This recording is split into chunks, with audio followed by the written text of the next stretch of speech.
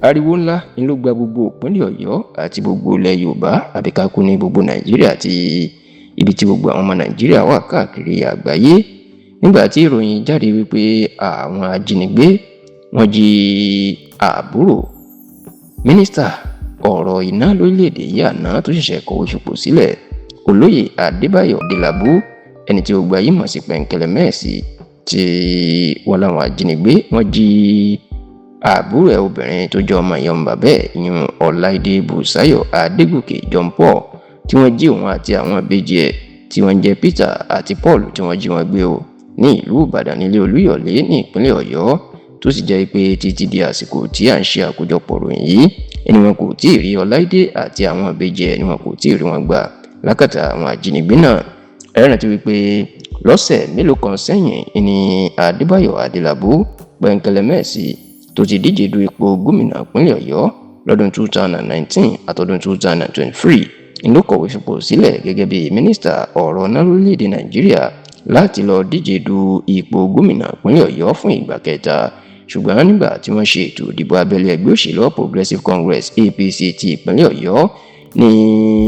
ọ̀sẹ̀ bíi méjì sẹ́yìn níṣẹ́ ni ó jẹ́ kàyéfì tó jẹ́ ṣàrà lójú Adébáyọ̀ Adélabú Pẹ̀nkẹ́lẹ́ Mẹ́ẹ̀sì wípé ó pàdánù ìbò náà fún sẹ́nẹ́tọ̀ tó ń ṣojú agbègbè gúúsù ìpínlẹ̀ Ọ̀yọ́ nílẹ̀ ìgbìmọ̀ asòfin àgbà l'Àbújá èèyàn the senator representing Ọ̀yọ́ South at the upper chamber of the National Assembly Senator Sharafadeen Ali tó sì jẹ́ pé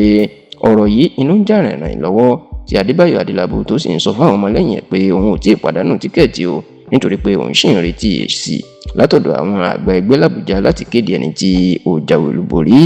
àsìkò tí Adébáyọ̀ Adélabú Pẹ̀nkẹ́lẹ́ Mẹ́ẹ̀sì tó sì lóun retí èsì àbájáde ìdìbò abẹ́lé tó wáyé ní ìpínlẹ̀ Ọ̀yọ́ látọ̀dọ̀ àwọn adarí ẹgbẹ́ òṣèlú APC l'Àbújá ní àwọn ajínigbé ni wọ́n máa lọ dá Ọláìdé àbúrò ẹ̀ àti àwọn ọmọ ẹ̀ náà lọ dá wọn lọ́nà lágbègbè Ring Road ní ìlú Ìbàdàn lásìkò tí obìnrin náà tí ó ń wa àwọn ọmọ ẹ̀ tó ń gbé wọn lọ sí iléèwé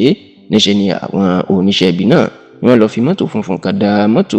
aláwọ̀ pupa tí Ọláìdé tó gbé jáde náà lọ fi dá lọ́nà tí wọ́n sì gbé òun àti àwọn ìbejì ẹ̀ tí wọ́n jí wọn gbé sá lọ níṣẹ́lẹ̀ ọ̀rọ̀ yìí di ariwo ńlá tí àwọn èèyàn tí wọ́n ń sọ oríṣiríṣi ọ̀rọ̀ ṣùgbọ́n nínú ìwádìí tẹlifíṣàn Yorùbá Tòótọ́ bó tilẹ̀ jẹ́ pé àwọn Fúlàní afẹ̀míṣòfò tó ń ṣiṣẹ́ ibi káàkiri Nàìjíríà lásìkò yìí èyí tó ń pè ní bandit làwọn kan tiẹ̀ ń ṣiṣẹ́ ṣùgbọ́n ìwádìí tẹlifíṣàn Yorùbá Tòótọ́ nínú tá a gbọ́ ìpè àwọn olóṣèlú àti àwọn ajínigbé tí ì ṣe bandit inú ṣiṣẹ́ yìí a gbọ́ ìpè ọ̀rọ̀ náà ó sì lọ́wọ́ òṣèlú nínú nítorí pé àwọn bandit ibi tí igbó bá wà tí ń ṣe àárín ìlú náà ti ń ṣiṣẹ́ tí kì í ṣe àárín ìgboro kódà ìwádìí fi hàn pé àwọn bandit kì í lo mọ́tò láti lọ dá èèyàn lọ́nà láti wá máa fi mọ́tò sákiri nínú ìgboro tó sì jẹ́ pé eléyìí ìlà gbọ́ pé ó fi hàn pé àwọn bandit kọlù iṣẹ́ bí kì í ṣe àwọn olóṣèlú àti àwọn alágbára kan tí wọ́n wà nídìí ìṣẹ̀lẹ̀ náà.